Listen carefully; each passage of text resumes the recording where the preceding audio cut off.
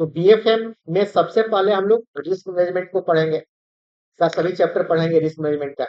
इसके बाद से रिस्क मैनेजमेंट जब पढ़ लेंगे तो ट्रेजरी मैनेजमेंट पढ़ेंगे। किसी को मालूम है क्या ट्रेजरी मैनेजमेंट क्या होता है? कि ट्रेजरी क्या होता है, बैंक ट्रेजरी क्या होता है, कोई बता सकते हैं क्या आप में से? बैंक ट्रेजरी क्या होता है? चलिए कोई नहीं, ठीक है ना। तो ट्रेजरी मैनेजमेंट पढ़ेंगे और इसके बाद से कुछ दिन के लिए हम लोग बीएफएम को रोक देंगे। बीएफएम का जो बैलेंस शीट है एंड बीएफएम का जो इंटरनेशनल बैंकिंग है इसको रोक देंगे, क्योंकि कुछ और कंटेंट पढ़ेंगे दूसरे बुक में, तब ये समझ में आएगा।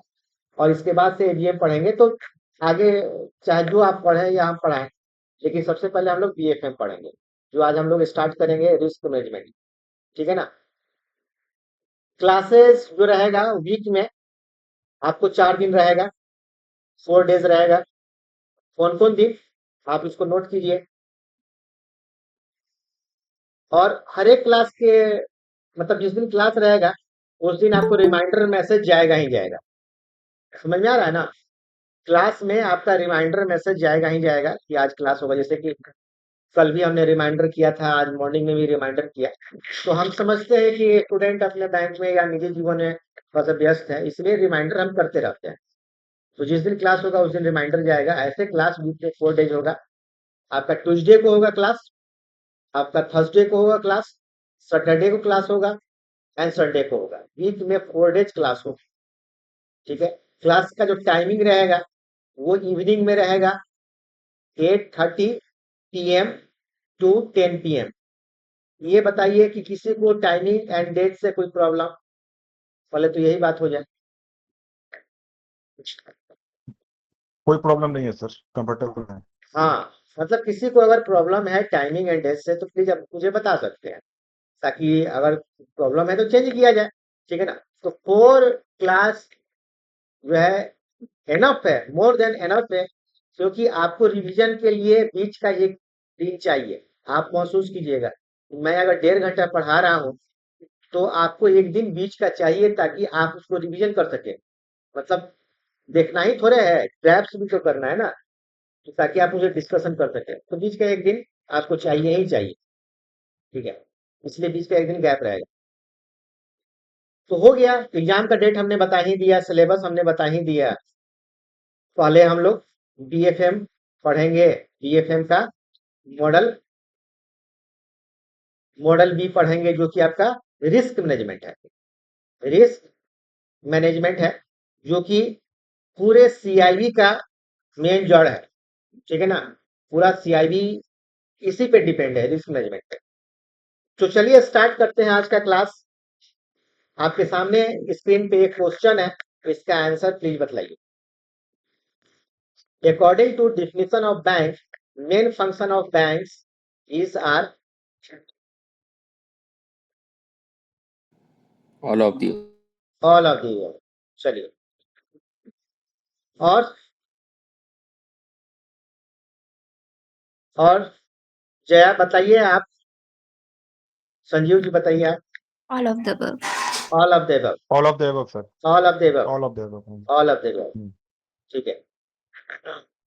तो देखिए, इसका हम आंसर दें कि इसका answer all of the above होगा कि क्या होगा? 2-3 बात और, कि जब आप बैंक ज्वाइन करते हैं तो बैंक में पूरा जीवन बिताना है। इस बात को समझिएगा कि बैंक में 2 तरह का ट्रेनिंग जरूरी है।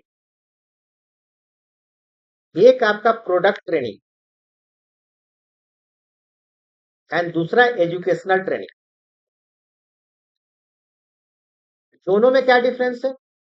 प्रोडक्ट ट्रेनिंग जो आप दिन भर काम करते हैं, जैसे कि आपको लोन का ट्रेनिंग दिया गया, तो लोन का काम कैसे करना है, फॉर्म कैसे फिलअप करना है, प्रोसेसिंग कैसे करना है, रेट ऑफ इंटरेस्ट क्या करना है, सिविल कैसे चेक करना है, कैसे डिसबर्स करना है, कैसे क्या एंट्री करना है, 75 काम। समझ में आ रहा है ना? डेस्कटॉप पे कैसे काम करना है, शाम को कैसे कैश मिलाना है, मतलब बहुत सारे चीज है। उसका काम, जो भी आपसे काम लिया जाएगा उसका ट्रेनिंग, जिसको हम लोग प्रोडक्ट ट्रेनिंग कहते हैं, जिसका जो बैंक के ट्रेनर है वो आपको देंगे। बट वो प्रोडक्ट कैसे डिजाइन होता है, प्रोडक्ट में क्या क्या होता है, वो आपको एजुकेशनल ट्रेनिंग के अंडर आता है। अब सारे जो स्टूडेंट जो बैंक ज्वाइन करते हैं, जो भी स्टूडेंट्स जो बैंक ज्वाइन करते हैं, वो कहीं से बैंकिंग नॉलेज लेके नहीं आते हैं। और बैंकिंग जो नॉलेज है वो इतना बृहत है, इतना वाइड है कि मतलब कोई एक पर्टिकुलर, जैसे कि हम लोग इंजीनियरिंग करते हैं तो इंजीनियरिंग एक सेक्टर हुआ, एमबीए एक सेक्टर हुआ, या कोई प्रोफेशनल आप कोर्स कीजिए, एमसीए कीजिए। उसी प्रकार बैंकिंग का भी एक सेक्टर है जो कि बहुत वाइड है, बहुत डीप नॉलेज है। और कोई भी एक आदमी, मैं बता दूं कि बैंकिंग कितना वाइड है, कोई भी एक आदमी पूरे अपने जीवन में पूरा बैंकिंग पे महारत हासिल नहीं कर सकता है। कुछ ही चीज को वो सीख सकता है, समझ में आ रहा है ना, कुछ ही चीज को वो जान सकता है। इसलिए बैंकिंग इतना वाइड है। फिर भी बैंक जब ज्वाइन हम लोग करते हैं तो कोई ट्रेनिंग लेकर नहीं आते हैं। हालांकि एक ट्रेनिंग है, डीबीएफ, डीबीएफ आपने सुना है क्या? DBF, diploma in banking and finance, ये किसका है? आईआईबीएफ का है। और ये किसके इक्विवेलेंट है? तो जेएआईआईबी के इक्विवेलेंट है। मैक्सिमम तो 19% लोग तो इसको जानते भी नहीं है कि डीबीएफ टाइप का कोई कोर्स भी होता है और जेआईबी के इक्विवेलेंट है। पहले लोग तो यही समझते हैं कि बैंक ज्वाइन करो उसके बाद से हो। तो खैर इस पे हम चर्चा नहीं करेंगे कि कौन क्या किए नहीं किए हैं, इस पे हम चर्चा नहीं करेंगे। मतलब कोर्स अवेलेबल है जो कि करके लोग, या हम लोग भी नहीं आते हैं, मैक्सिमम लोग नहीं आते हैं। बड़े बड़े शहरों में जिनको जानकारी है, दिल्ली वगैरह में, उनको वो कुछ कर लिए तो कर लिए। और जो लोग डीबीएफ करते हैं उनको जीआईबी का एग्जाम नहीं देना होता है, वो डायरेक्टली सीआईबी का एग्जाम देते हैं, तो उनको थोड़ा सा एजुकेशनल ट्रेनिंग मिल जाता है। लेकिन जो जनरल लोग जो बैंक ज्वाइन करते हैं उनको एजुकेशनल ट्रेनिंग चाहिए जेआईबी एंड सीए आईआईबी के फॉर्म में, ताकि आपका प्रमोशन बढ़िया से हो सके, ताकि आपका पे इंक्रीमेंट जो है बढ़िया से हो सके। बेटर आप जानते हैं कि सीआईबी जीआईबी करने के बाद आपको जो है क्या क्या बेनिफिट मिलता है। तो इसीलिए इसको अगर दिसंबर में इस बार निकालना है तो एकदम होल हार्टेडली आप इस बात को लेकर चलिए कि इस बार निकाल लेना है। मतलब वो सारा काम, वो सारा मजबूती के साथ एकदम दिल से एग्जाम के लिए तैयारी करना है।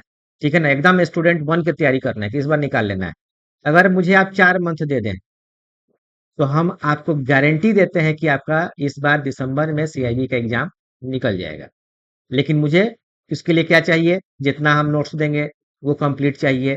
जो भी हम एमसीक्यू लेंगे उसमें 80% मार्क्स चाहिए।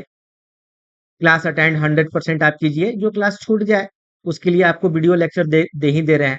और मान लीजिए कि जो जुलाई में एग्जाम हो रहा है, क्लास ले रहे हैं, अगर मान लेते हैं कि 2 मंथ बीतने के बाद कुछ आप समझ में नहीं आ रहा है तो फिर से आप जितना मन करे उतना वीडियो देखिए, समझे ना। तो किसी को कोई प्रॉब्लम नहीं है। तो चलिए स्टार्ट करते हैं। आपको रिस्क मैनेजमेंट पहला जो है ये, कि according to definition of bank main function of bank is are. ठीक है। और जब हम कभी कभी पढ़ाने लगते हैं ना तो समय भूल जाते हैं। तो अगर आप थोड़ा सा समझे कि लेक्चर उबाऊ हो रहा है, या सर बहुत हो गया आज नहीं पढ़ेंगे आप कल पढ़ेंगे, या तो आप प्लीज आप में से कोई भी एक आदमी भी अगर बोल देंगे तो हम वहीं पे क्लास स्टॉप कर देंगे। ठीक है, छोड़ देते हैं। ठीक है। तो क्या है कि ध्यान में जब पढ़ाता है, सीआईबी बताया ना, सीआईबी रिसर्च पेपर है, जब आदमी पढ़ाता है तो एक तरह से ध्यान में पढ़ाता है, राइट ना। जब ध्यान में आदमी कहीं कहीं चला जाता है तो फिर दुनिया भूल जाता है कि क्या है। तो उसी टाइप का कुछ पेपर है। चलिए डिफिनीशन देखते हैं कि डिफिनीशन क्या है। इस डिफिनीशन को जानने के लिए सबसे पहले हम लोग को बैंक का डिफिनीशन देखना होगा। क्या है बैंक का डिफिनीशन? कि a bank is a financial institution and financial intermediary. तो सबसे पहले तो यही दो वर्ड सीखना होगा कि फाइनेंशियल इंस्टीट्यूशन किसे कहते हैं एंड फाइनेंशियल इंटरमीडियरी किसे कहते हैं। तो फाइनेंशियल इंस्टीट्यूशन, जैसे कि आप मेरे साथ जुड़े हुए हैं तो मेरे इंस्टीट्यूशन का नाम है ICBF, institute of banking and finance, core banking and finance, institute of core banking and finance. मतलब कोर का मतलब यहाँ कंप्यूटर नहीं हुआ, एक्चुअली यहाँ जो कोर का मतलब हमने जो आईआईबीएफ के अकॉर्डिंग रखा था, ये भी जान जान लीजिए, आईआईबीएफ। ठीक है ना, Indian institute of banking and finance. तो हमने सोचा कि मैं अपने इंस्टीट्यूट का क्या नाम रखूं, तो हमने आईसीबीएफ रख दिया। तो बाकी तो वही है, बैंकिंग एंड फाइनेंस तो वही हो गया, इंस्टीट्यूट वही हो गया। सी का मतलब फोर यहाँ पे है। अब जनरली जो सीबीएस होता है, सोचिए, जनरली जो सीबीएस होता है, फॉर बैंकिंग सॉल्यूशन, तो लोग क्या बोलते हैं, एक्चुअली कंप्यूटराइज बैंकिंग। सीबीएस को लोग यही ना बोलते हैं, सीबीएस मतलब कंप्यूटराइज बैंकिंग। तो ऐसा क्यों बोलते हैं? ऐसा इसलिए बोलते हैं कि पूरा बैंकिंग जो है वो कंप्यूटर पे आज के डेट में बेस्ड हो गया है। इसलिए आज के डेट में जो बैंकिंग हो गया वो सीबीएस हो गया है, और तो कुछ है नहीं। तो कोर का मतलब क्या होता है? बीच वाला पार्ट, मतलब जिसपे बैंकिंग एंड फाइनेंस डिपेंड है, वो वाला पार्ट हम पढ़ाते हैं। बहुत लोग जानते थे कि सर आप रीजनिंग पढ़ाएंगे क्या, सर आप मैथ पढ़ाएंगे क्या, इंग्लिश पढ़ाएंगे, जीके पढ़ाएंगे, लेकिन नहीं, इसमें से तो हम कुछ भी नहीं पढ़ाएंगे। हम तो कोर बैंकिंग पढ़ाएंगे, राइट ना, जिसपे पूरा बैंक बेस्ड है, मतलब एजुकेशनल वाला पार्ट। तो इसको समझाना भी है मुझे कि एक्चुअली मेरे नाम, मेरे इंस्टीट्यूट के नाम का मतलब क्या है। उसी प्रकार से मेरा जो इंस्टीट्यूट है वो एजुकेशनल इंस्टीट्यूट है। उसी प्रकार से बैंक क्या है? फाइनेंशियल इंस्टीट्यूट है, जहां पर पैसा का लेन देन होता है। मेरे इंस्टीट्यूट में क्या होता है? ज्ञान का लेन देन होता है, राइट ना। हमने पैसा भी लेते हैं, लेकिन देते तो ज्ञान ही है। तो फाइनेंशियल इंस्टीट्यूट क्या हुआ? जहां पर पैसा का लेन देन होता है, जिसके पास सरप्लस ऑफ मनी है वो पैसा देता है, जिनके पास डिफिसिट ऑफ मनी है वो पैसा लेता है। फाइनेंशियल इंटरमीडियरी वही करता है। तो अगर हम लोग पूरे इंडियन फाइनेंशियल सिस्टम को देखते हैं, इंडियन फाइनेंशियल सिस्टम को देखते हैं, राइट ना, ठीक है ना, इंडियन फाइनेंशियल सिस्टम को देखते हैं। एक मिनट, एक कॉल आ रहा है जो है, थोड़ा सा बात करते हैं, एक मिनट हो गई, एक कॉल आ रहा है।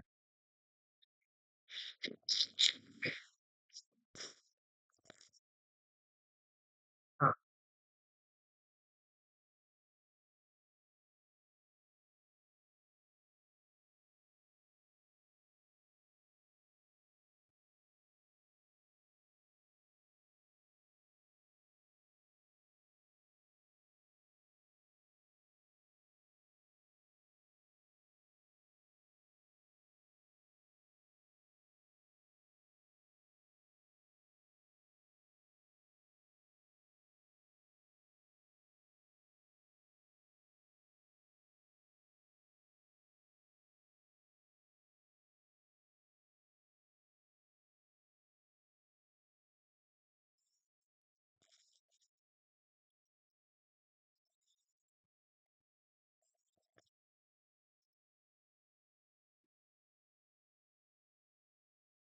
अक्सर जो है जब कॉल आता है तो पिकअप नहीं करते हैं, लेकिन संडे वगैरह को कुछ लोग कॉल कर देते हैं। ठीक है, तो हम लोग कहाँ थे?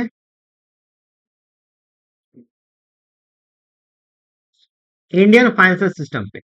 तो पूरा का पूरा जो इंडियन फाइनेंशियल सिस्टम है, ये आपको तीन पिलर पे खड़ा है। एक आपका आरबीआई, दूसरा आपका सेबी, एंड तीसरा आपको आईआरडीए। ठीक है, आरबीआई, अब देखिए, आरबीआई जो है वो दो चीजों को देखती है, मतलब दो इंस्टीट्यूट को देखती है, दो फाइनेंशियल इंस्टीट्यूट को देखती है, फाइनेंशियल इंटरमीडियरी को देखती है। एक तो आपका बैंक्स हो गया, जिसमें आप लोग काम करते हैं, जितना भी बैंक्स है आपका। कमर्शियल बैंक में आपको पब्लिक सेक्टर बैंक आ गया, प्राइवेट सेक्टर बैंक आ गया, फॉरेन बैंक आ गया। आरआरबी भी अब कमर्शियल बैंक की कैटेगरी में आ गया है। इसके बाद से आपका कोऑपरेटिव बैंक है, इसके बाद से पेमेंट बैंक है, स्मॉल फाइनेंस बैंक है। ठीक है, तो ये सब आपको बैंक से कैटेगरी में आ गया। और फिर आपका एनबीएफसी, नॉन बैंकिंग, एनबी, एक minute, NBFC, non banking financial companies. तो 2004 के बाद ये भी आपको बैंक, ये भी आपको आरबीआई के अंडर आ गया है। इसके बाद से आपको आरबीआई मनी मार्केट को देखती है, मनी मनी मार्केट को देखती है। समझ में आ रहा ना, मनी मार्केट को देखती है। तो शॉर्ट टर्म के लिए मनी का जो लेन देन होता है, ये आपको मनी मार्केट के अंदर आता है, जो आप रेपो रेट है, रिवर्स रेपो रेट है। इसके बाद से आपका कॉल मनी है, नोटिस मनी है, टर्म मनी है, फिर आपका ट्रेजरी बिल है, आपका कमर्शियल पेपर है। तो ये सब किसके में आता है? मनी मार्केट म्यूचुअल फंड भी आता है। ये सब मनी मार्केट के अंडर आता है, जिसका रेगुलेटर कौन है? तो आरबीआई है, ऑलमोस्ट रेगुलेटर आरबीआई है। इस पे चर्चा चलेगा। ठीक है, तो आरबीआई का फंक्शन तो खैर बहुत ज्यादा है, और भी अदर्स कर देते हैं। बहुत नोट इशू करना भी है, और भी बहुत सारा फंक्शन है। मतलब मेन जो रेगुलेटर का काम करता है उसमें ये आपका 3 आता है। इसके बाद से सेबी है। सेबी आपको कैपिटल मार्केट को देखती है, कैपिटल मार्केट को देखती है। आप में से कोई money market and capital market के बीच में डिफरेंस बता सकता है क्या? मतलब ये नहीं बता दीजिए कि मनी मार्केट का रेगुलेटर आरबीआई है, सेबी जो है वो कैपिटल मार्केट का है। इसके अलावा कैपिटल मार्केट में क्या क्या आता है? तो कैपिटल में आपको शेयर आता है, बॉन्ड आता है, डिवेंचर आता है, ठीक है ना? ये सब जितना भी कंपनीज जो मार्केट में पैसा रेज करती है वो कैपिटल मार्केट के थ्रू करती है। जितना भी लॉन्ग टर्म लेन देन होता है वो आपका सेबी के थ्रू होता है, कैपिटल मार्केट के थ्रू होता है। इस पर भी हम लोग जो है डिस्कशन करेंगे आगे, ठीक है ना? कैपिटल मार्केट तो इतना बड़ा है कि इसके बिना तो काम चल ही नहीं सकता है। आपका जो एनपीएस है ये कहीं ना कहीं कैपिटल मार्केट पे बेस्ड है। जो आपका म्यूचुअल फंड है ये कहीं ना कहीं कैपिटल मार्केट पे बेस्ड है। क्लियर ना? जो आपका इंश्योरेंस है, आईआरडीए इंश्योरेंस सेक्टर को देखती है, बट इंश्योरेंस सेक्टर में भी जो यूलिप प्लान है वो कैपिटल मार्केट पे बेस्ड है।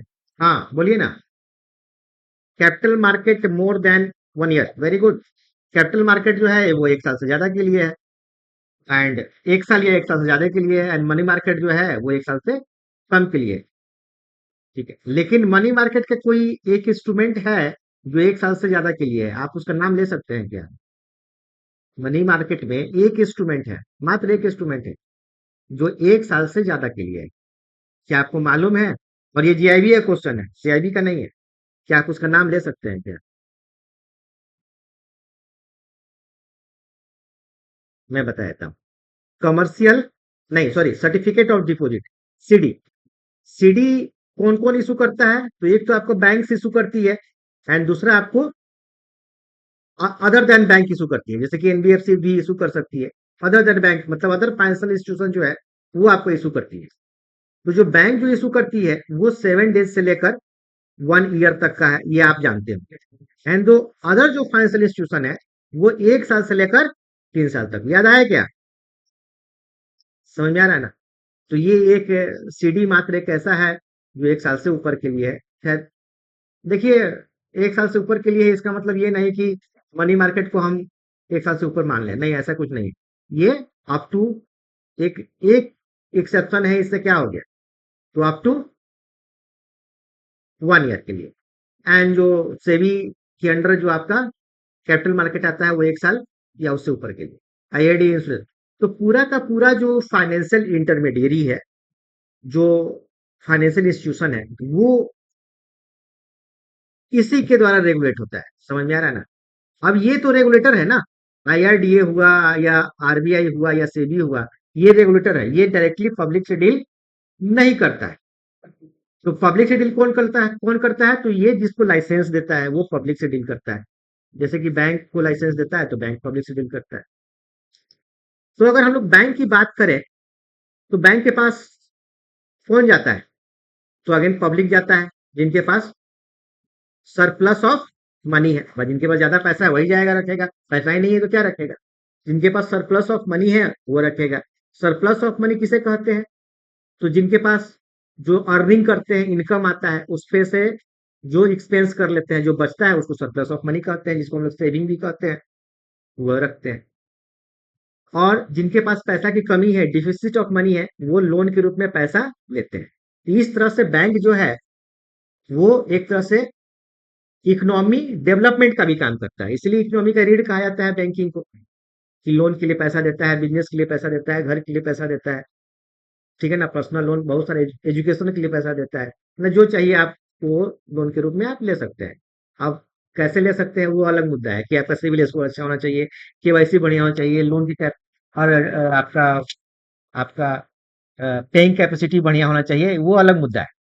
मतलब इकोनॉमिक डेवलपमेंट का काम करता है। इस तरह से बैंक जो है इकोनॉमिक डेवलपमेंट का काम करता है। इसलिए किसी बैंक को जो है डूबने नहीं दिया जाता है। अगर किसी बैंक जो है खराब स्थिति में है तो दूसरे के साथ उसको मर्ज कर दिया जाता है, डूबने नहीं दिया जाता है। वाट एवर, तो इंटरमीडियरी का काम करता है। यहाँ तक आप समझ गए। एक प्रॉपर आपको स्ट्रक्चर के थ्रू बतलाते हैं कि बैंक कीजिए financial intermediary and financial institution, ठीक है ना, which accept deposits in the form of, अब यहाँ पे दो चीज है, एक तो आपका saving account, current account, FD RD है, जिसको हम लोग क्या कहते हैं, एनडीटीएल, एनडीटीएल कहते हैं। सबको मालूम है एनडीटीएल का full form, net demand and time liability, NDTL. NDTL में दो चीज, एक डीएल एंड दूसरा टीएल। डीएल का मतलब डिमांड लायबिलिटी, टीएल का मतलब टाइम लायबिलिटी।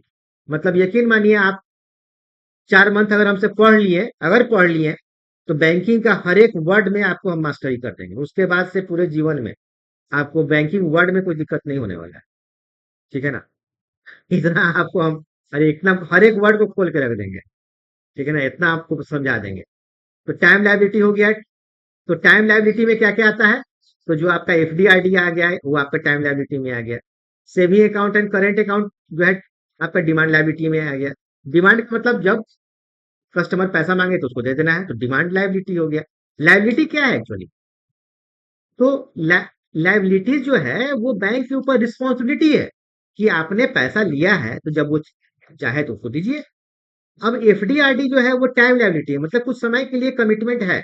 वो अलग मुद्दा है कि अगर चाहे तो कस्टमर चाहे तो आपको पैसा देना है कहीं से अरेंजमेंट करके, लेकिन इसकी जो है मान लीजिए कि 10 टाइम लायबिलिटी में आता है तो कितना जो है एक दो सकता होगा, या एग्जैक्ट डेटा तो मेरे पास नहीं है, लेकिन वही कमिटमेंट है। तभी तो बैंक उसका आगे कुछ काम करती है, तभी तो पैसा ज्यादा बढ़ा के देगी ना, नहीं तो फिर 2.5% ले जाओ सेविंग अकाउंट में, करेंट अकाउंट में तो भी नहीं है। तो बैंक के पास जो है फंड आता है इसी से, बैंक के पास फंड आ गया, ठीक है ना। एक नीचे में आपको इंश्योरेंस, म्यूचुअल फंड ये सब दिख रहा होगा, तो इसका पैसा बैंक के पास नहीं जाता है। आज के बाद ये हम लोग नहीं पढ़ेंगे, ये जीआईबी में है, जीआईबी में है, ठीक है ना। जहां जरूरत पड़ेगा पढ़ लेंगे, लेकिन ये जीआईबी का है, जिसको हम लोग क्या बोलते हैं, पारा बैंकिंग। पारा बैंकिंग, पारा बैंकिंग बोलिए, क्रॉस सेलिंग बोलिए, ठीक है ना, थर्ड पार्टी प्रोडक्ट बोलिए, थर्ड पार्टी प्रोडक्ट्स बोलिए, ये सब एक ही नाम है, पारा banking, cross selling. Cross selling actually marketing word है, मार्केटिंग वर्ड है। क्रॉस सेलिंग क्या है, ये एक्चुअली मार्केटिंग वर्ड है। समझ में आ रहा है ना। क्रॉस सेलिंग का मतलब होता है कि जो आप जनरल काम कर रहे हैं, मतलब जिस चीज के लिए आपकी कंपनी जानी जाती है, उससे अलग हट के आप मैचिंग के लिए, कस्टमर के सुविधा के लिए अगर कोई काम करते हैं, तो this is called cross selling. Example के लिए जैसे कि मान लेते हैं कि कोई अंग्रेजी दवा की दुकान है, तो वहां पे अंग्रेजी दवा ही बिकेगा। अब होम्योपैथिक का जो दुकान है वहाँ होम्योपैथिक ही दवा बिकेगा। आयुर्वेदिक का जो दुकान है, अब डाबर का स्पेशली अगर कोई दुकान है, शॉप है, तो वहाँ क्या बिकेगा, डाबर के जो सामान सब है वो बिकेगा। बट अगर कोई अंग्रेजी दवा की दुकान है, तो वहां पे कुछ दवा आपको होम्योपैथिक का भी एंड डाबर का ही बिकेगा। जैसे डाबर का च्यवनप्राश सब जगह बिकेगा। समझ में आ रहा है ना। तो वो क्या हुआ, क्रॉस सेलिंग हुआ, क्योंकि कस्टमर को वो लगभग चाहिए होता है, मतलब जनरल प्रोडक्ट में आ जाता है। उसी प्रकार मान लेते हैं कि आप अगर पिज्जा हट जाते हैं, या डोमिनोज पिज्जा जाते हैं, या केएफसी जाते हैं, तो आप सॉफ्ट ड्रिंक के लिए नहीं जाते हैं। समझ में आ रहा है ना, सॉफ्ट ड्रिंक के लिए वहां पे आप नहीं जाते हैं, आप पिज्जा खाने जाते हैं। पिज्जा हट कोई क्यों जाएगा, सॉफ्ट ड्रिंक के लिए थोड़े जाएगा, पिज्जा खाने के लिए जाएगा। उसी प्रकार केएफसी जाएगा तो वो चिकन खाने के लिए जाएगा, सॉफ्ट ड्रिंक के लिए नहीं जाएगा। तो वो क्या हुआ, मेन प्रोडक्ट उसका हुआ, पिज्जा हट का पिज्जा हुआ, केएफसी का जो चिकन हुआ वो उसका मेन प्रोडक्ट हुआ। बट वो साथ में सॉफ्ट ड्रिंक भी देता है कि नहीं, तो सॉफ्ट ड्रिंक क्या हुआ, उसका क्रॉस सेलिंग। उसी प्रकार बैंक जो जानी जाती थी 2000 तक, 2000 तक, ये अपने एनडीटीएल के लिए जानी जाती थी, क्योंकि वही वो काम करती थी। अब 2000 के बाद थोड़ा सा रेवेन्यू को बढ़ाने के लिए एनपीए वाला ज्यादा आ गया, बैंक पे प्रेशर आ गया, तो एक्स्ट्रा अर्निंग करने के लिए RBI and government of India ने सारा बैंकिंग कंसेप्ट को लेके आया, क्रॉस सेलिंग कंसेप्ट को लेके आया। तो क्रॉस सेलिंग को ही हम लोग पारा बैंकिंग कहते हैं। अब चूंकि क्रॉस सेलिंग मार्केटिंग वर्ड है, इसीलिए जो बैंक के जानकार लोग हैं, विद्वान लोग हैं, उसको वो एक नया नाम पारा बैंकिंग दे दिया है। तो पारा banking nothing but cross selling, मतलब हम एक्स्ट्रा अर्निंग के लिए काम कर रहे हैं, कस्टमर के सुविधा के लिए काम कर रहे हैं, वो भले सुविधा हो या एम्प्लॉय को असुविधा हो, उस चीज पर हम डिस्कशन नहीं करेंगे। ठीक है ना, कहने को तो वही वही आया था, थर्ड पार्टी प्रोडक्ट मतलब कमीशन के लिए काम कर रहे हैं। समझ में आ रहा है ना? तो इसका पैसा बैंक को डायरेक्टली नहीं जाता है ना, बैंक के पास जो फंड आता है वो किस चीज का आता है, ये आपको एनडीटीएल का आता है, सारा बैंकिंग का नहीं आता है। सारा बैंकिंग का जो पैसा है वो कंसर्न ऑर्गेनाइजेशन को चला जाता है। जैसे इंश्योरेंस का पैसा अब जिसका टाई अप होगा उस कंपनी को चला जाएगा, म्यूचुअल फंड का पैसा जिसके साथ जिस बैंक का टाई अप होगा उसके पास चला जाएगा। समझ में आ रहा है ना? एनपीएस का पैसा उधर चला जाएगा, बैंक को क्या मिलेगा, यहाँ से कमीशन मिलेगा। अब कमीशन जो है वो आप फंड में आप इंक्लूड कर सकते हैं। ठीक है ना? इसके बाद क्या होता है, जो फंड बैंक के पास आता है उस फंड का बैंक क्या करती है, उस फंड का बैंक लोन देती है। बट यहाँ पे 100% आपको फंड का लोन नहीं देती है। क्यों? क्योंकि रिस्क आ गया। ठीक है ना, यहाँ पे लोन को एनपीए में कन्वर्ट होने का खतरा है। This is known as credit risk. Credit risk तो कॉपी, किताब किताब नहीं, एक्चुअली कॉपी पे लिखिए कि 4 प्रकार के रिस्क होते हैं। सबसे पहला रिस्क क्रेडिट रिस्क, दूसरा रिस्क लिक्विडिटी रिस्क, तीसरा रिस्क मार्केट रिस्क, चौथा रिस्क ऑपरेशनल रिस्क। तो रिस्क मैनेजमेंट शुरू कर दिए, ठीक है ना? एक्चुअली हम लोग थोड़ा सा और डिटेल में जा रहे हैं। तो बैंक जो है सर हाँ बोलिए। तीसरे वाला बताएंगे आप, ये फिर से मार्केट क्या रिस्क, है? मार्केट रिस्क, तीसरा रिस्क मार्केट रिस्क, और ये हम 1000 बार बताएंगे। और ये आपका मॉडल बी का यही सारा चैप्टर है, credit risk, liquidity risk, market risk and operational risk. आइए दिखला भी देते हैं, यही 4 चैप्टर है। ठीक है ना, आइए दिखला देते हैं। देखिए, बीएफएम का, मॉडल बी का, ये 4 चैप्टर।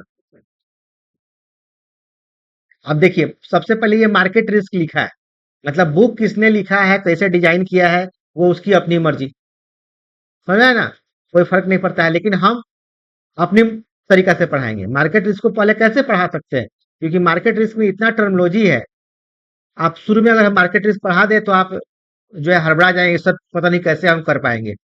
तो सबसे पहले हम आपको क्या पढ़ाएंगे, तो सबसे पहले आपको हम क्रेडिट रिस्क पढ़ाएंगे जो आसान होता है, आपको क्रेडिट रिस्क पढ़ाएंगे। इसके बाद आपको लिक्विडिटी रिस्क पढ़ाएंगे। इसके बाद आपको ऑपरेशनल रिस्क पढ़ाएंगे, या ऑपरेशनल लिक्विडिटी में से कोई भी आप एक पढ़ सकते हैं, दोनों आसान ही है। ठीक है ना, तब आपको रिस्क का थोड़ा सा नॉलेज हो जाएगा, और इसके बाद आपको मार्केट रिस्क में आएंगे। तो यही आपका 4 चैप्टर है। बेसल वाला अगेन आपका बेसल में पढ़ाएंगे, जब बेसल आप जानेंगे तो, क्योंकि बेसल का जो है वो मॉडल डी है। ठीक है, और 11 12 ये आपको ओवरऑल रिस्क मैनेजमेंट है। 11 एंड 12 जो है risk and basic risk management framework, वो आज हम पढ़ाएंगे। मतलब ये कोई खास चैप्टर का पार्ट नहीं है, वो सभी चैप्टर का बेसिक कंसेप्ट है कि एक्चुअली रिस्क होता क्या है, कितने प्रकार के रिस्क होते हैं, समझ रहे हैं ना? वो बेसिक है। उसी प्रकार से रिस्क इन बैंकिंग बिजनेस, इसी का थोड़ा सा एक्सटेंशन है। रिस्क रेगुलेशंस इन बैंकिंग बिजनेस, ये अगेन बेसल का आता है, जिसको हम बाद में पढ़ाएंगे। इसको हम बाद में पढ़ाएंगे। तो हम लोग क्या क्या पढ़ेंगे, चैप्टर नंबर 11 12 और उसके बाद 14 15 16 17 सब पढ़ेंगे, 2 चैप्टर को छोड़कर। Risk regulation in banking business Basel का है, आपको मालूम खुद चल जाएगा, और बेसल 2 मेरे ऊपर छोड़िए क्या पढ़ाना है क्या नहीं पढ़ाना है। तो यही आपका 4 चैप्टर है जो इंपॉर्टेंट है। ठीक है ना, फिर से हम लोग रिवीजन करते हैं। Credit risk, liquidity risk, market risk and operation risk. कम से कम 1000 बार हम इस चीज को बताएंगे, इसलिए ये मत सोचिए कि कुछ मिस कर जाएगा आपको। क्रेडिट रिस्क किसे कहते हैं, तो क्रेडिट रिस्क का मतलब होता है कि जब आप लोन दिए और उसका पैसा वापस नहीं आया, this is known as credit risk. मतलब पैसा दिए और वापस नहीं आया, तो उसको हम लोग क्रेडिट रिस्क कहेंगे। लिक्विडिटी रिस्क क्या होता है, तो पैसा की कमी को हम लोग लिक्विडिटी रिस्क कहते हैं, पैसा की कमी। तो एक वर्ड जो है ना, चलिए पहले सीख लेते हैं, यहाँ सीखते हैं। लिक्विड का मतलब क्या होता है? लिक्विड का मतलब क्या होता है? मतलब केमिस्ट्री में तो जो भी होता हो तरल पदार्थ, पानी जो है लिक्विड है, या और सभी जो भी डिफिनेशन है, जो इकोनॉमी में है, जो फाइनेंशियल सेक्टर में जो लिक्विड का मतलब होता है, कैश इन हैंड होता है। कैश इन हैंड, लोग इसको लिक्विड मनी भी कहते हैं, मतलब हाथ में पैसा है तो उसको लिक्विड मनी कहते हैं। एक वर्ड होता है लिक्विडिटी। लिक्विडिटी, लिक्विडिटी का मतलब ये होता है कि कोई अगर एसेट है तो वो लिक्विड फॉर्म में नहीं है। जैसे कि हम लोग बोलेंगे गोल्ड, तो क्या लिक्विड फॉर्म में है? लिक्विड में तो लेन देन, आप गोल्ड में तो लेन देन नहीं कर सकते ना, तो लिक्विड फॉर्म में है नहीं। लेकिन ये चेंज हो सकता है,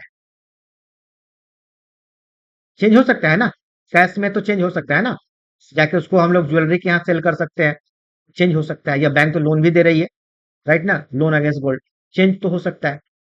तो कितना जल्दी चेंज हो सकता है? बहुत सारे प्रोडक्ट है जैसे कि लैंड है, तो कितना जल्दी चेंज हो सकता है? ये उसका क्या हो जाएगा? लिक्विडिटी। अब एक क्वेश्चन पूछते हैं, इसका आंसर आप बताएंगे कि in which of the following, in which of the following is more liquid, more liquid. Answer में आपको ऑप्शन दे रहे हैं कि सबसे पहले हम लैंड, मतलब ये चीज को समझाने के लिए हम ये क्वेश्चन पूछ रहे हैं कि आप कंटेंट समझ पाए कि नहीं, लिक्विड क्या है, लिक्विडिटी क्या है। दूसरा क्या हो गया? गोल्ड। तीसरा क्या हो गया? आपका सेविंग अकाउंट। चौथा क्या हो गया? Current account. ठीक है ना? पांचवा क्या हो गया? आपका सीडी हो गया, या treasury bill, T T bill. चलिए बताइए, इसमें किसकी लिक्विडिटी सबसे ज्यादा है? Saving account. Saving account. और कोई बताइए। बताया ना कि ये एंड्रोगोजी क्लास है, पीडागोजी नहीं है।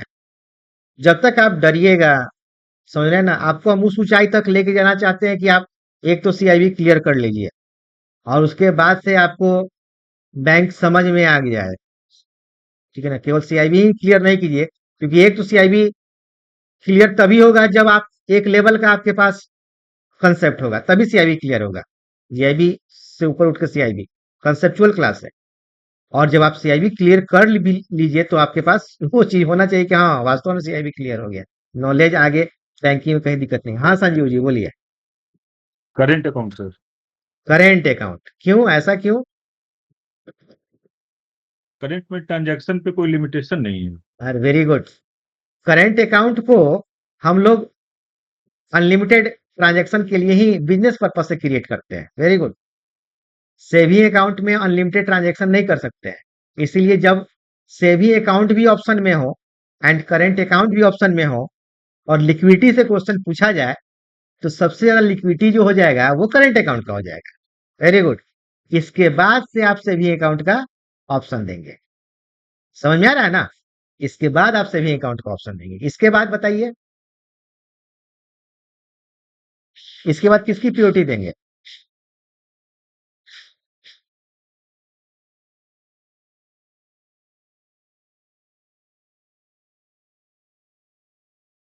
क्या हुआ? कुछ तो बोलिए कि हाँ सर समझ में नहीं आ रहा है। जब तक एंड्रोगोजी नहीं बनेगी क्लास को तब तक काम नहीं चलेगा।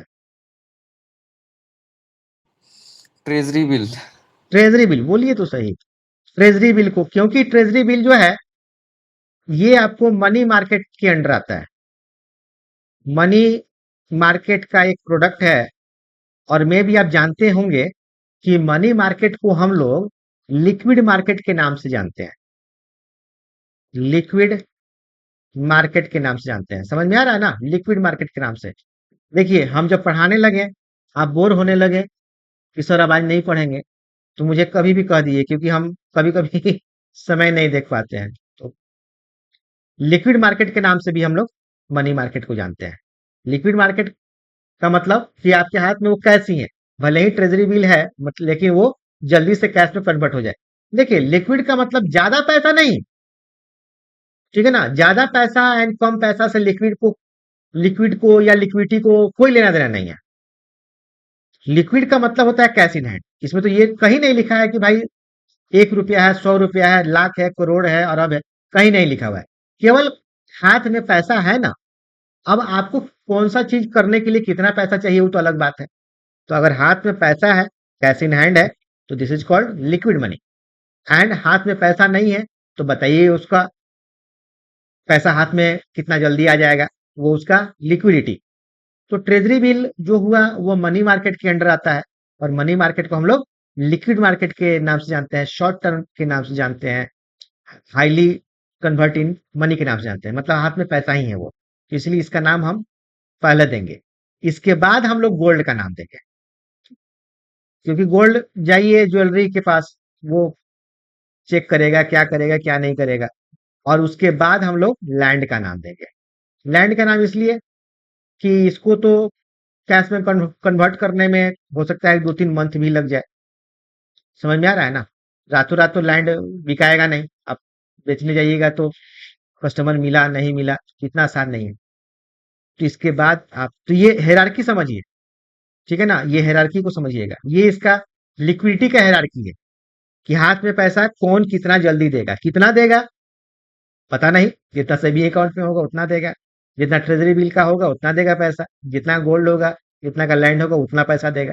कितना देगा उससे, उसके आधार पे लिक्विडिटी का जजमेंट नहीं होगा। कौन कितना जल्दी देगा उसके हिसाब से लिक्विडिटी का जजमेंट होगा। राइट ना? तो हम लोग कहाँ थे? तो हम लोग यहाँ पे लिक्विडिटी थे कि बैंक में 4 risk: credit risk, liquidity risk, market risk. Liquidity समझ में आ गया कि बैंक के पास अगर पैसा है तो जब भी उससे कस्टमर मांगे तो पैसा दे देगा। तो यहाँ पे डिपोजिट डिपोजिटर को प्रॉब्लम नहीं होगा।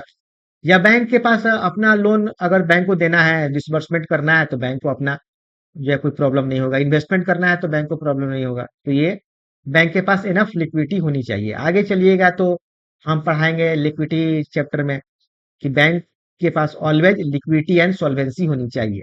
लिक्विडिटी का मतलब आज के लिए पैसा, लिक्विड मनी आज के लिए पैसा, सॉल्वेंसी मतलब कल के लिए भी पैसा चाहिए। ठीक है ना? आपने रेशियो एनालिसिस पढ़ा होगा जीआईबी में, तो उसमें करंट रेशियो पढ़ा होगा। ठीक है, तो चर्चा होगी इसकी फिर। मार्केट रिस्क क्या है? तो मार्केट एक पूरा सब्जेक्ट अब आ गया है। पहले मार्केट का उतना इंपॉर्टेंस नहीं था। पहले का मतलब 2000 के पहले,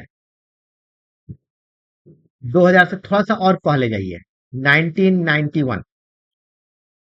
तो 1991 तक मार्केट का इंपॉर्टेंस नहीं था, इसीलिए लोग मार्केट को नहीं जानते थे।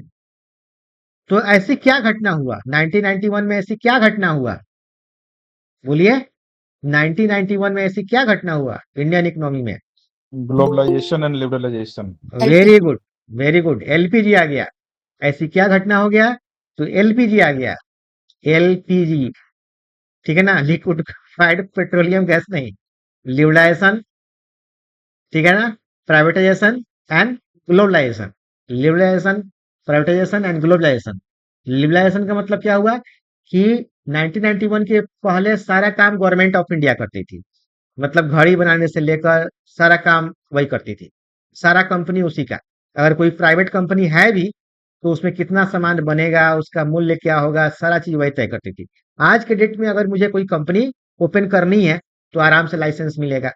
उस सामान जो हम बनाएंगे उस पे क्या प्रोडक्ट, क्या प्राइस रहेगा, वो गवर्नमेंट तय नहीं करेगी, मैं तय करूंगा। राइट ना? गवर्नमेंट क्या बोलेगी कि उस पे कितना जीएसटी है ये आप मुझे दे दीजिए, आप कुछ भी रखिए प्राइस, आपकी मर्जी। राइट ना? हम नहीं तय करेंगे, आप तय कीजिए, केवल मुझे जीएसटी दे दीजिए। राइट ना? तो इसी को लिबरलाइजेशन के अंडर आया। प्राइवेटाइजेशन का मतलब यही हुआ कि पहले केवल सरकारी कंपनी दिखती थी, अब उसमें से प्राइवेट भी होने लगा, जैसे कि बैंक प्राइवेट आ गया, आपको यस बैंक आ गया, एचडीएफसी आ गया, आईसीआईसी बैंक आ गया, ये सब प्राइवेट बैंक आ गया। पहले केवल गवर्नमेंट कंपनी थी, गवर्नमेंट बैंक थी। या फिर आप इंश्योरेंस के सेक्टर में ले लीजिए, लाइफ इंश्योरेंस केवल लाइफ इंश्योरेंस को देखती थी। अब तो जो है ना बहुत सारे 200 आ गए हैं इंश्योरेंस कंपनी। ग्लोबलाइजेशन का मतलब कि इंडिया केवल अपने घर में बिजनेस करता था, उतना ग्लोबल नहीं हुआ था। तो ग्लोबलाइजेशन के अंडर अलग अलग जगहों पे जाके प्रधानमंत्री हुए, अलग अलग डेलीगेशन हुआ, वो जाकर टाई अप करते हैं कि आप मेरे यहाँ आके बिजनेस कीजिए, हम आपके यहाँ आके बिजनेस करेंगे, ताकि रेवेन्यू बढ़ सके। ठीक है ना, फॉरेन रेवेन्यू बढ़ सके, तो ग्लोबलाइजेशन से इंडिया को फायदा होगा। तो ये सब डॉक्टर मनमोहन सिंह वित्त मंत्री बनाए गए, और ये उन्होंने डिसीजन लिया 1991 में एलपीजी आया। लेकिन यहां से तो क्या हुआ, यहां से आपका मार्केट ओपन हुआ। मतलब अगर हम लोग एक पूरा कंसेप्ट जाने कि एलपीजी से एक्चुअली हुआ क्या, तो मार्केट क्या हुआ, ओपन हुआ। मार्केट ओपन होने से क्या हुआ, मार्केट ओपन होने से कि जो रेट, इस बात को समझिएगा, जो रेट पहले गवर्नमेंट ऑफ इंडिया फिक्स करती थी, और टोटल जो प्रॉफिट वो गवर्नमेंट ऑफ इंडिया अर्निंग करती थी, और वो बॉन्ड के थ्रू लोगों में डिस्ट्रीब्यूट करती थी, अब वही अर्निंग मार्केट कर रहा है, अब वही प्रॉफिट मार्केट कर रहा है। अब अगर किसी को ज्यादा पैसा चाहिए तो उसको मार्केट से लेना होगा, गवर्नमेंट उसको पैसा नहीं देगी। और इसको हम और अच्छे तरीका से समझाएं तो ये समझाएं कि पहले जो एफडी का जो रेट होता था, पहले जब एफडी का रेट होता था 2000 से पहले, तो आपको 12% 13% एफडी का रेट होता था। समझ में आ रहा है ना? आप में से कोई जानते हैं क्या इस बात को कि एफडी का रेट भी 12-13% होता था? संजीव जी, इस बात को आप जानते थे? हाँ सर, पता 5 साल में पैसा डबल भी हो जाता था एक टाइम। 5 साल में पैसा डबल भी हो जाता था। समझ में आया था? तो आखिर ऐसा क्या हुआ कि एफडी का रेट जो है 6-7% पे आ गया? ठीक है ना, 6% पे ऐसा क्या हुआ? यही चीज हुआ। क्या हुआ कि ये जो बैंक जो है, आइए एक मिनट रुकिए।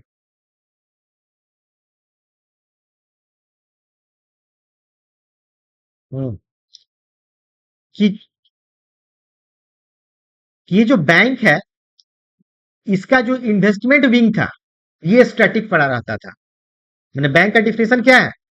बैंक का डिफिनेशन है कि bank is a financial institution which accept deposits. अब डिपॉजिट पर भी आते हैं, ठीक है ना, तब वो क्वेश्चन भी समझाएंगे। तो बैंक जो है स्टैटिक, इसका इन्वेस्टमेंट जो विंग है ना, वो स्टैटिक पर रहता था। मतलब सबसे पहले जो है बैंक लोन बहुत कम देती थी। बैंक, ये तो बहुत सारे कंपनी सब फाइनेंस कंपनी आकर, और वो मुथूट फाइनेंस, बैंक कभी गोल्ड लोन देती थी क्या? नहीं देती थी। मुथूट फाइनेंस पहली इंडियन कंपनी बनी जो गोल्ड लोन देना शुरू की। जब घर में क्या है, जब घर में रखा है सोना तो फिर काहे का रोना। उसने जो है अपना चलाना शुरू किया, ऐड वगैरह, बड़े बड़े हीरो को लेकर आया, जो एडवर्टाइजमेंट शुरू किया। तो लोगों को लगा, और अदर कंपनी को और बैंक को भी लगा कि गोल्ड लोन देने में कोई दिक्कत नहीं है, तो बैंक भी गोल्ड लोन लेके आ गई। उसी प्रकार का है ना कि पहले लोन सिलेक्टिव लोगों को मिलता था। हालांकि कॉर्पोरेट को लोन मिल जाता था, लेकिन आम जनता को बहुत सिलेक्टिव मिलता था, बहुत कुछ चाहिए होता था। और इन्वेस्टमेंट भी बैंक मार्केट में नहीं करती थी। बैंक जो इन्वेस्टमेंट थी वो बॉन्ड वगैरह में करती थी, जहां से उसको 15% के आसपास रिटर्न मिल जाता था। मतलब बैंक जो है एकदम चैन की नींद सोकर, हाथ रखकर सर पे, मतलब इस तरह से अपना जो है वो अर्निंग करती थी। कोई दिक्कत बैंक को नहीं था। समझ में आ रहा ना, कोई दिक्कत नहीं था। तो बैंक को अगर 15% बैठे बैठाए लोन, बैठे बैठाए अगर अर्निंग मिल जाता था, तो उस पर से 12% वो अगर एफडी में दे दे पैसा, तो कोई दिक्कत नहीं था। क्योंकि एक्सेप्टेंस ऑफ डिपॉजिट हो ही गया और वहां से लोन देना ही नहीं है और पैसा लगा देना है, बॉन्ड परचेज कर लेना है, वहां से पैसा बैंक को मिल गया और उसको देकर भी अपने पास 2-3% बच गया, जिसका वो अपना एम्प्लॉय को देती थी और भी सब काम करती थी। पहले तो बैंक का एक्सपेंडिचर भी उतना ज्यादा नहीं था, बात समझ रहे हैं ना। लेकिन जब मार्केट ओपन हुआ तो एक तो जो बैंक का अर्निंग जो बॉन्ड से होता था, ये क्या हो गया, ये कम हो गया, क्योंकि जो गवर्नमेंट का अर्निंग हुआ वो भी कम हो गया, वो मार्केट ले गया, राइट ना, वो मार्केट ले गया, गवर्नमेंट का अर्निंग मार्केट ले गया। तो अब गवर्नमेंट भी मार्केट से अर्निंग करने लगी, ठीक है ना। आपको आगे चल के बताएंगे कि जो मार्केट में शेयर होता है उसमें गवर्नमेंट भी अर्निंग करती है, ठीक है ना। गवर्नमेंट भी अर्निंग करती है, गवर्नमेंट भी शेयर मार्केट में पैसा लगाती है, आपको हम आगे बतलाएंगे। तो फिर बैंक के पास मजबूरी हो गई कि बैंक जो है इन्वेस्टमेंट केवल गवर्नमेंट बॉन्ड में न करके बैंक मार्केट में करने लगा इन्वेस्टमेंट, मनी मार्केट में, कैपिटल मार्केट में, फॉरेक्स में, डेरिवेटिव्स में और भी रियल एस्टेट में और भी बहुत जगह इन्वेस्टमेंट करने लगा, जो कि हम लोग ट्रेजरी मैनेजमेंट में पढ़ेंगे। तो ये इन्वेस्टमेंट कौन करता है, तो बैंक का ट्रेजरी मैनेजमेंट। तो इसीलिए हमने बताया कि आपको हम रिस्क मैनेजमेंट पहले पढ़ाएंगे, देन ट्रेजरी मैनेजमेंट। तो पूरा का पूरा जो ट्रेजरी मैनेजमेंट जो इन्वेस्टमेंट है, इसमें कौन सा रिस्क आएगा, तो मार्केट रिस्क। समझ में आ रहा है ना, इसमें कौन सा रिस्क आएगा, तो मार्केट रिस्क आएगा, क्लियर ना। तो 3 रिस्क हमने बता दिया, लोन देगा, पैसा वापस नहीं आया तो क्रेडिट रिस्क, बैंक के पास किसी भी जगह पे अगर पैसा की कमी है तो लिक्विडिटी रिस्क, बैंक अगर मार्केट में इन्वेस्टमेंट किया, तरह तरह का मार्केट है, ठीक है, वन बाय वन बताएंगे। तो ये क्या हुआ, मार्केट रिस्क। और ऑपरेशन रिस्क क्या है कि बैंक कोई भी काम करती है, बैंक कोई भी काम करती है, उसमें अगर कोई प्रॉब्लम आ जाता है, जैसे फॉर एग्जांपल पैसा कहीं और भेजना है, पैसा कहीं और चला गया बाई मिस्टेक, तो क्या हुआ, ऑपरेशनल रिस्क हुआ। समझ में आ रहा है ना, ऑपरेशन रिस्क हुआ। कल ही मेरे पास जो है, परसों मेरे पास एक स्टूडेंट कॉल किए थे कि वो पैसा कहीं क्रेडिट करना चाहते थे, गलती से किसी के दूसरे के अकाउंट पे क्रेडिट हो गया। हालांकि फिर उन्होंने डेबिट करके फिर रेक्टिफिकेशन करके वो फिर सही कर दिए, लेकिन थोड़ा सा मामला फंस गया। फिर तो बैठे हो, उस पर डिस्कशन हम लोग नहीं कर रहे हैं, ये बतला रहे हैं कि ये किसके अंदर आया, ऑपरेशन रिस्क। आज के डेट में थोड़ा सा जो है वो कुछ लोग जो है गलत एक्टिविटी भी कर लेते हैं, तो वो क्या हुआ, ऑपरेशन रिस्क के अंदर आया। ऑपरेशन रिस्क में और भी बहुत सारी चीज आपको आ जाता है, जो ऑपरेशन रिस्क का चैप्टर हम लोग पढ़ेंगे तो वहां पे हम लोग इस बात को देखेंगे। तो ऑपरेशन रिस्क आपको कहीं भी मिल सकता है, ठीक है ना। लिंक फेल्योर हो गया जिसके चलते इन्वेस्टमेंट नहीं हो पाया, या कुछ और भी हो गया, बहुत सा चीज हो गया, ऑपरेशन रिस्क के अंदर आ गया। तो ये 4 रिस्क को आप लोग समझ गए क्या, credit risk, liquidity risk, market risk, operation risk, ये 4 मेन रिस्क हैं। और इसके बाद इसके सब रिस्क हैं जो हम लोग नेक्स्ट चैप्टर में देखेंगे। अभी हम लोग एक चीज जो इंपॉर्टेंट समझेंगे कि बैंक ऑलवेज एक्सेप्ट डिपॉजिट्स। यहां तक जो पढ़ा है सबको समझ में आया कि नहीं, मुझे बताइए। कोई ऐसे भी हैं जो नहीं समझे, Yes, sir. Yes, yes. समझ गए, ठीक है। तो एक चीज और समझिए कि बैंक ऑलवेज एक्सेप्ट डिपॉजिट्स। अब ये नया चीज क्या है, डिपॉजिट्स, ये नया वर्ड क्या है, डिपॉजिट्स। तो देखिए, डिपॉजिट क्या, क्यों इतना इंपॉर्टेंस है, और जो बैंक का डिफिनेशन जो आरबीआई दी है उसमें भी वर्ड डिपॉजिट को यूज किया गया है। ये इतना इंपॉर्टेंट इसलिए है कि मान लेते हैं कोई एक फ्रेंड है F1 और एक दूसरा फ्रेंड है F2। तो जो F1 है जो F2 को पैसा देगा, वो पैसा हाथ में देगा, वो डिपॉजिट ऑफ मनी नहीं कहलाएगा। मतलब जनरली जो पैसा का लेन देन होता है उसको हम लोग डिपॉजिट ऑफ मनी नहीं कहेंगे। समझ में आ रहा है ना।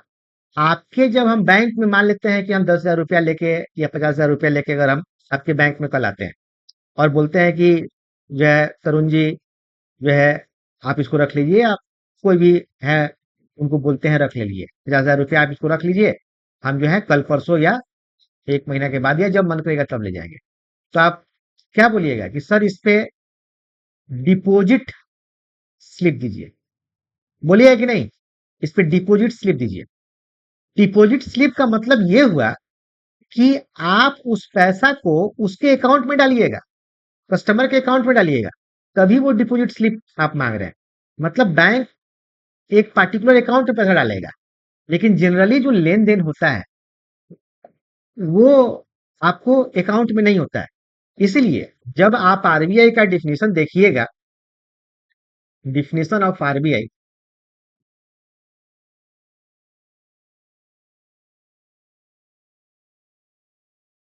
बैंक डिफिनीशन ऑफ आरबीआई, तो इसको आप लिख भी सकते हैं। और ये है कि under the banking regulation act 1949, ठीक है ना, आरबीआई बैंकों को जो रेगुलेट करती है वो दो एक्ट के अंडर करती है। एक आरबीआई एक्ट 1934 एंड एक बीआर एक्ट 1949। मतलब आरबीआई जो है वो देश इंडिपेंडेंस होने से पहले से है, देश आजाद होने से पहले से आरबीआई इंडिया में पहले से अंग्रेजों के द्वारा ही इसको लेकर आया गया था। उस समय भी ये बैंकों को देखती थी, बैंकों को रेगुलेट करती थी, लेकिन आरबीआई एक्ट के थ्रू। लेकिन जब हम लोग का देश आजाद हुआ, इंडिपेंडेंस हुआ, तो लोगों को लगा कि कुछ और भी इसको पावर देना चाहिए, कुछ और भी एक्ट लेकर आना चाहिए।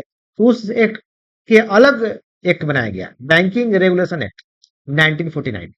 तो इसी में बैंक का डिफिनीशन लोगों ने दिया कि under the banking regulation act 1949 and followed by the Reserve Bank of India, और इसको Reserve Bank of India follow भी करता है, ठीक है ना।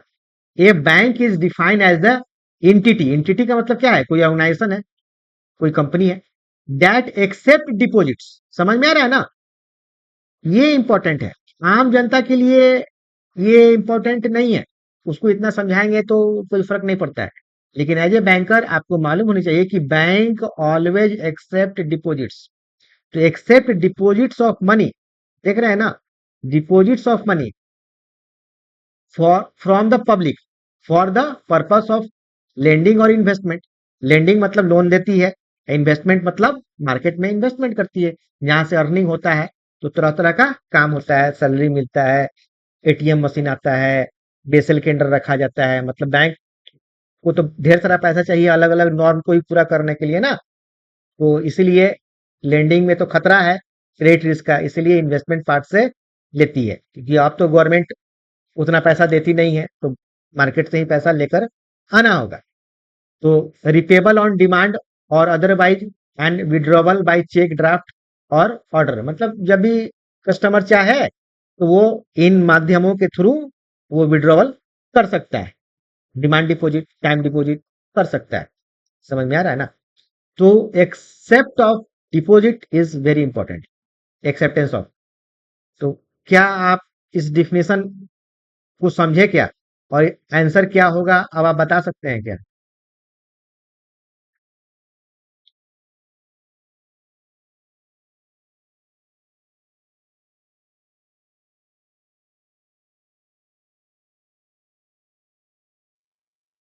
बोलिए तरुण जी।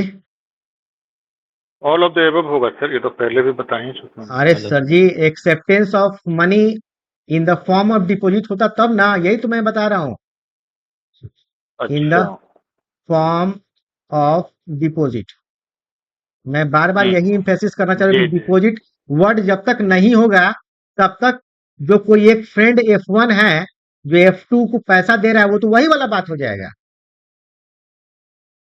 कि जो एक फ्रेंड है या कोई जो आम जनता जो एक दूसरे से लेन देन करती है, एंड बैंक का जो लेन देन होता है, फिर दोनों में अंतर क्या रहेगा? तो वो अकाउंट का अंतर है कि वहां पार्टिकुलर अकाउंट में लेन देन होगा, एक प्रोफेशनल वे में लेन देन होगा, जिसको हम लोग क्या कहेंगे? डिपॉजिट कहेंगे। तो अगर डिफिनीशन में डिपॉजिट वर्ड नहीं है तो acceptance of money general money के रूप में काउंटिंग होगा, इसीलिए ये आंसर नहीं होगा। गिव लोन एंड इन्वेस्टमेंट को आप टिक कर सकते हैं, तो इसका आंसर क्या हो जाएगा? ओनली बी एंड सी। और यही टर्मोलॉजी और यही चीज आपको हम अगला 4 महीना समझाएंगे। समझ में आ रहा है ना? आज तो केवल डेमो क्लास था, आज थोड़ा सा और आगे बतलाते हैं कि जो पहला आपका चैप्टर हम पढ़ाएंगे वो risk and basic risk management framework, जिसका बैंक का ये डिफिनेशन हो गया। और इसके बाद आपका 4 रिस्क हो गया, credit risk, liquidity risk, market risk, operational risk और उसके ये सब रिस्क हो गए। क्रेडिट रिस्क में क्या क्या आ जाएगा? Counter party risk, default risk तो आज तो संभव है नहीं, ठीक है ना। पोर्टफोलियो सिस्टमैटिक रिस्क, इसके बाद से आपका लिक्विडिटी रिस्क में funding risk, time risk, call risk, ये सब हो गया।